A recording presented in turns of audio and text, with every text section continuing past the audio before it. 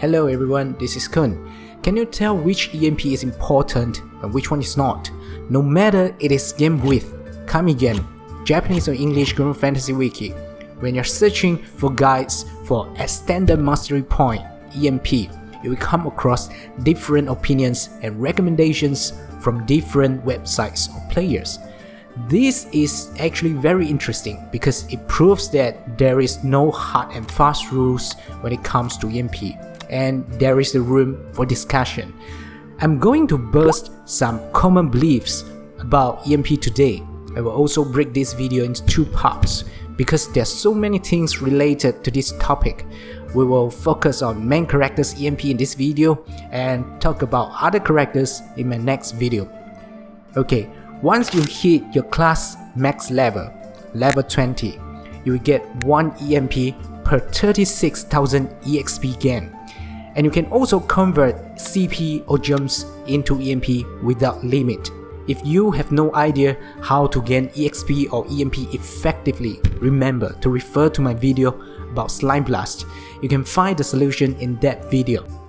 Now let's look at the list on your left hand side.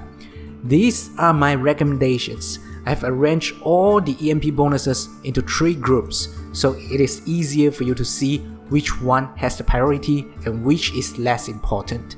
I know some of you may feel curious why critical hit, skill damage and chambers bonuses are sitting at the bottom of the list. No worry, I will go through them one by one. Now, everything in group 1 has the priority, especially the attack bonus. This one is a must. It increases your base attack value for 3000. If you multiply it with all other weapon and summon skills, you know how powerful it's going to be. Secondly, HP bonus for your main character. It not only helps you to survive, increases your gauge when you use Splitting Spirit, but also indirectly contributes to your damage if you're using a stamina grid or when you're using Swordmaster for quests like Slime Blast. Debuff success bonus. Of course, this is so important for Carol Ruler, Warlock, or even for your Berserker. If you tend to solo a lot, you must get it. And I was pretty surprised when I looked at the recommendations by Granblue Fantasy English Wiki. They rated Elemental Attack bonus as one of the least important bonuses, but I'm standing on the opposite side, as we are focusing more on element setups nowadays. This 5% or 10% bonus is very valuable and it goes a long way. It will only become more and more important and powerful, especially when side games introduces new level for seraphic weapons in future. English Wiki criticizes that this bonus pigeonholes players to focus, play, or invest into one specific element. However, I don't think this is correct. The allocation of EMPs is actually very flexible. You should adjust your EMPs based on needs, based on the bosses or events you are going to fight or join from time to time. There is no point sticking to one element and have your EMP set up locked forever. I personally think that English Wiki is a little bit misleading about this bonus. Next, we have double and triple attack bonuses. I don't think I need to explain. More attack, more damage, more pew pew, get it. Damage cap bonus. No need to explain, get it. Total party HP bonus. Apparently, it has nothing to do with your Harlem Dream, but get it.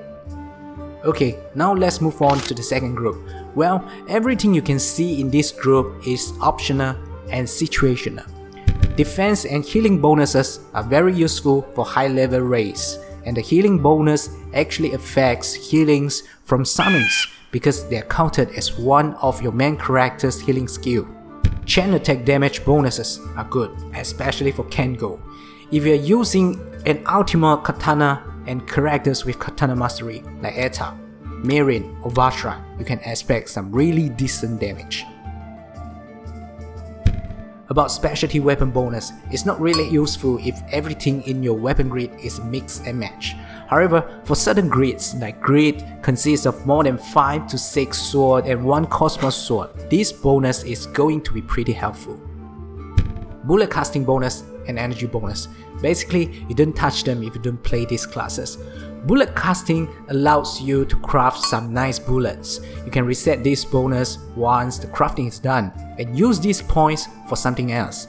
And based on my experience, energy bonus is not really necessary even if you're playing Glorybringer, because there is almost no way for you to finish using all the energy. You can try it out for yourself. Alright, let's move to group 3. Okay, now everything in this group has the lowest priority, and some of them are actually very close to being useless. The first thing I would like to explain is the critical hit bonus. It has very low priority because it is different from the normal critical hit we're familiar with. It only provides you a 5% or 10% chance if you took up 2 critical hit bonuses to gain 5% to 10% extra damage.